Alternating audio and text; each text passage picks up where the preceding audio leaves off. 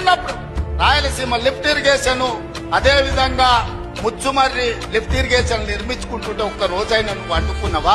ఇలాంటి పాలకులు ఉంటారు కాబట్టి రాయలసీమ లిఫ్ట్ అనేది ఒక ఇన్సూరెన్స్ ప్రాజెక్ట్ కింద రాయలసీమ ప్రజలకు వైఎస్ఆర్సీపీ ప్రభుత్వ హయాంలో మేము కట్టడం మొదలెట్టాం. రాయలసీమ ప్రాంతానికి నీళ్లిచ్చే విషయంలో చంద్రబాబు నాయుడు గారి దుర్మార్గం ఎంత దారుణంగా ఉంది అనంటే, శ్రీశైలంలో గరిష్ట నీటి మట్టం 885 అడుగులు ఫుల్ రిజర్వాయర్ లెవెల్.